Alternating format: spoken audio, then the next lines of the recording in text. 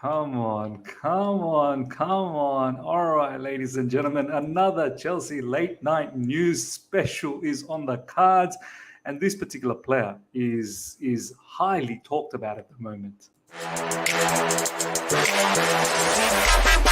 All right. Here we go, back again on the other side of the coin.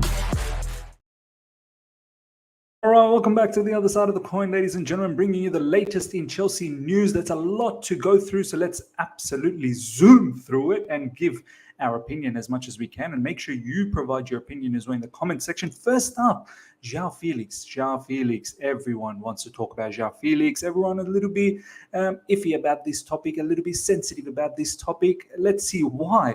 Chelsea and Felix both want the same thing for him to stay at the club. This is coming from Fabrizio Romano, and it's been said for a very long time now that, João Felix is enjoying his time at London. He wants to actually prolong this particular situation. Further, it goes on to say the new manager will also get to decide whether or not he wants Felix as well. So there is a little bit of up in the air with this particular decision based on the new manager as well. Atlético de Madrid is not willing to consider any offer for less than 100 million euros for João Felix. Another loan is not ruled out. He's running out of time to demonstrate the footballer he is supposed to be. That's huge. Look, ladies and gentlemen, what do I have to say about this? I think there's a lot of disrespect that's going on in regards to João Felix on social media. There's a lot of people, and there seems to be a very strong correlation to the people that truly want Mason Mount to start. They're the ones who are pushing this. And there are certain, fans out there that genuinely think João Felix is probably not cutting the mustard at the moment. But my personal view is he's a fantastic player. The skill set is there. The talent is there. It's clear as daylight to see this. My only concern is I don't want another one of these players that look good and the production is not good enough. Like, we've got too many of those sort of players. I need players that are going to be ruthless. And I understand João Felix, as soon as he came through to Chelsea, he looked fantastic. But slowly now, he's dropping into our levels. Now, is this the broader issue in our Chelsea football club where there's a disease that pretty much hits everyone? Because João Felix is not the only one. Sterling seems to have the same disease. All the new players that have come through, Koulibaly, Cucurella, you name it. Mudryk doesn't even play. Noni Madueke doesn't get an opportunity. Is there something about the club that seems to be the bigger issue? Because these players, when they end up going to, let's say, for instance, to Pep Guardiola's Man City, they all seem to shine. They all seem to do well. Look at Nathan Ake, for instance, how well he's integrated to that team. And now, for me, he's one of the best left-sided CB in the Premier League, if not in world football. Like, Nathan Ake is doing some unbelievable stuff. Jack Grealish is another one. Patience, and now look at him. He's paying the dividends. So. And I know some people will say, but Miz, where's the same energy for Mason Mount? Where's the same energy for Kai Havertz? To a certain degree, maybe there should be the same energy. Maybe they're also hampered due to the environment they're in. Managers consistently changing, ownership doing madness at times, obviously sanctions, this, that, the other, contract negotiations that seems to prolong a long time as well with certain players. And the size of the squad. Look how massive the squad is. So look, this is what I've been screaming. Let's get a new manager in ASAP so that we can get some order in the house. Right now, there is no order in the house, and there hasn't been any order in the house at Chelsea Football Club for more than 12 months. Some would even say maybe even 2-3 years. Next up, ladies and gentlemen, Chelsea want to buy a striker this summer transfer window. They see Nkunku as someone to play behind the new striker. This is from Fabrizio Romano. I will share a news down the track in regards to Vitor Roque. There's apparently rumors that there could be something happening with Vitor Roque, the young Brazilian sensation who I would love to have. But yeah, look, Chelsea want to buy another striker, and they see Nkunku playing someone behind the striker. Poses more question. What happens to João Felix? Where does he play? How are we going to all set all of this up? Because that needs to be all thought out. It really does. And I understand that there is a need to have quality players for depth as well. We shouldn't just have, what happens if Nkunku's injured? Then you're stuck with no one. So, and there could be a situation where Nkunku, Felix, the new striker, whoever it may be, there could be a possibility that they can all play together. But then, what happens to Sterling? Is he going to be able to take a backward seat? And Mudryk and Noni Madueke and so many other players that we have, a lot will have to leave. And don't forget, considering we're not going to be in Europe, it's going to be one game a week. There's not many matches to go around. And this is what I've been screaming out loud, that we need some form of European football. I'm not greedy at the moment. If it's Conference League, let's get Conference League. But even Conference League will be very, very difficult. So another spanner in the mix in regards to whether João Félix is truly, truly needed. Look, I've always said I'm going to be over the moon if we get someone like João Félix on a permanent basis. But at the same time, if we don't, I'm not going to cry myself to bed, because so far he's not really, lit up the area. But then again, maybe there needs to be some sort of pass given to him because of the state of the club at the moment. Julian Nagelsmann has been invited for an interview with Chelsea. He has already turned down the Spurs job. Everyone turns down the Spurs job. Luis Enrique made a good impression. Other candidates should also get the opportunity to introduce themselves. So, look, apparently the interview went well. We'll have a look into this right now. I think the news next up. Yeah, the latest update on Chelsea manager is that Julian Nagelsmann and Luis Enrique are still considered the favourites. Conversations with both of them will continue. There is no conversations with any of the other coaches as it stands. So people that have been saying, look, there's 7 candidates, 8 candidates, Jose Mourinho, Antonio Conte, Marcelo Gallardo, and many others will be interviewed. I'm not really sure about that. I think there's 2 clear-cut candidates. That's Julian Nagelsmann and Luis Enrique. And Julian Nagelsmann earlier today apparently had a meeting which went very well. And Christopher Vivell is the one that's really pushing for this because of his connections with Julian Nagelsmann back in Leipzig days. But there are other parties in the board, in the ownership, that really like Luis Enrique's experience, in the sense that, he commands respect. He's more like a father figure. He'll be seen as more as a father figure to these players, manage some of the biggest egos out there. So, look, I just want the new manager situation to be resolved ASAP. For me, it's if it takes beyond this month, it just puts another question mark on the board, the owners, that what are you doing? Give the fans some light at the end of the tunnel, please. That's the only thing we have, hoping for at the moment. That's the only thing that we can hold on to, that a new manager will come in and hopefully kickstart, the resurrection of Chelsea Football Club, because we are pretty much dead at the moment. Chelsea, as well as Liverpool and Manchester United, have approached McAllister's camp to discuss the projects. These 3 clubs are interested. Chelsea also like Romeo Lavia and are monitoring other opportunities. They appreciate Mano Kone. Look, I really do find it a little bit distasteful to talk about transfers right now. I need the manager, because I like McAllister. I actually vouched for McAllister way back. If you see some of my videos, well before the World Cup, I was talking about McAllister because I didn't think Enzo Fernandez was actually possible. Obviously bringing in someone like McAllister along with Enzo Fernandez, fantastic, Argentinian connection. But let me make this one thing clear. McAllister is a superb midfielder. He's more of a central midfielder that likes to bomb forward. Similar-esque mode of Enzo Fernandez, but I'm not sure that's the exact profile. The reason why I was going for McAllister previously is because I didn't know we were going to get Enzo Fernandez. Now we have Enzo Fernandez. I'd rather go for someone like Romeo Lavia kind of, character profile, or even Declan Rice, if I'm being absolutely honest. I think Declan Rice next to Enzo Fernandez is going to be supreme. Someone like Declan Rice can concentrate fully on the defensive side of things and be a bit of a side act for Enzo Fernandez, whereas Enzo Fernandez can have the freedom to really elaborate and express himself from deep and roam around anywhere that he wants to, pretty much, and not being really too concerned about being out of position. And there will be always someone like Declan Rice who can cover a lot of ground laterally. So for me, that is the type of profile that I want next to Enzo Fernandez. N'Golo Kante is close to signing a new deal. The final details are about whether it will be 2 years or 2 years plus 1 option.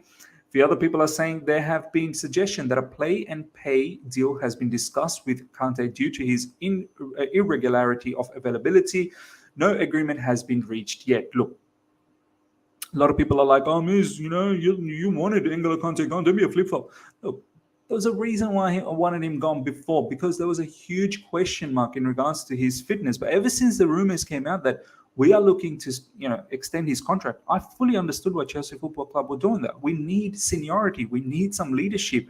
Yeah, Kante might not be someone who's vocal, but at least he's a figure that, that exudes that experience, leadership. Someone who's going to go down as the legend, one of the legends of the football club. So we need these sort of characters. We're running out of these sort of characters. New players are coming in, and it's like when you start school. When I've taken my young boy, my son, to kindergarten, the first day, all these kids are like looking at each other, lost. Like, where is this place? So that's what's happening at our football club right now. Everyone's lost. There's no familiar faces, someone that you can connect with. This is why we need N'Golo Kante. Jorginho's gone now. Azpilicueta most likely will be leaving. We cannot just get rid of all these players, man. Not all at once. Maybe when we can slowly start building up the new batch of leaders. I'm penciling down Ben Chilwell as one of the up-and-coming leaders as well down the track. Once we keep building more of these leaders, yes, then we can slowly, take some of these, let some of these players go. But play by pay, a lot of people are feeling a bit disrespected. Me personally, I understand, because there is still question mark. Are you over all your injuries? Is it beyond you? Is it past you? He's missed so much football over the last 2 to 3 seasons. It's not even funny. It really isn't. So look, I don't mind keeping N'Golo Kante for 2 years plus one, and then finish off his career at Chelsea Football Club. No problems at all. Of course, it depends on how much we pay, but it looks like we're going to maintain that same level of wages for him, which is quite high. Look, I'm not too bothered about all of this at the moment. I see the quality in N'Golo Kante. The last few games he's come in. I know a few people were a little bit disgruntled with Kante's performance last night, but I thought he was actually quite good. You can see the amount of interceptions he makes, the amount of breaks he makes through midfield. It's just the final third quality that lets him down, but that's never been his strongest suit. I think let's appreciate what he can do in terms of winning the ball back. I think that's more important. Chelsea and Manchester City sent scouts to watch centre-back Axel Disasi last Sunday.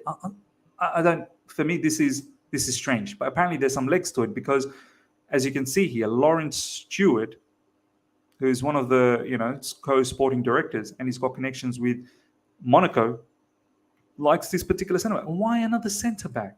Like, don't we have enough? So for me, I don't want to entertain this. I really do not want to entertain this, because for me, that seems like it's ridiculous at this point. Like, some of our centre-backs don't even get an opportunity to play.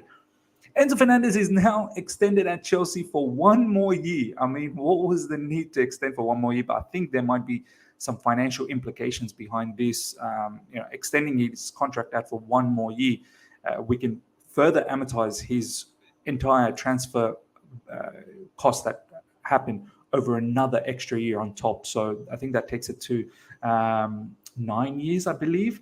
Enzo Fernandez is now contracted at Chelsea FC for 9 years. There you go. So you can amortize the transfer fee over 9 years, break it open, split it open over 9 years. So 120 million odd over 9 years. It tells me that there is a financial issue at Chelsea Football Club, and we're trying to do our level best to bring it under control. So look, Enzo, I love it. He's here for 9 more years at Chelsea Football Club, but I wonder how he feels. Apparently, Chelsea are the one that has triggered this. So Enzo Fernandez is now extended at Chelsea for 1 more year, taking his contract from 2031 to 2032.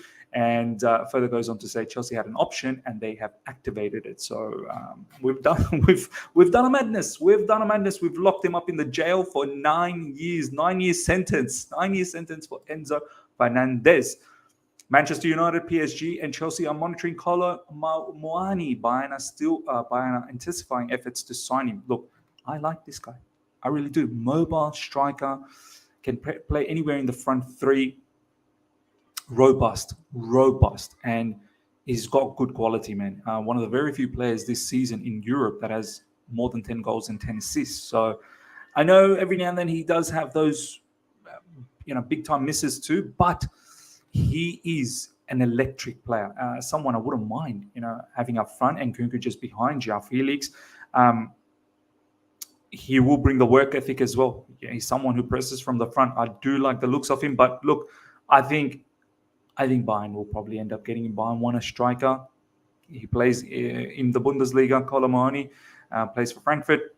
I think Bayern could possibly be the next destination for him, as Bayern need a striker.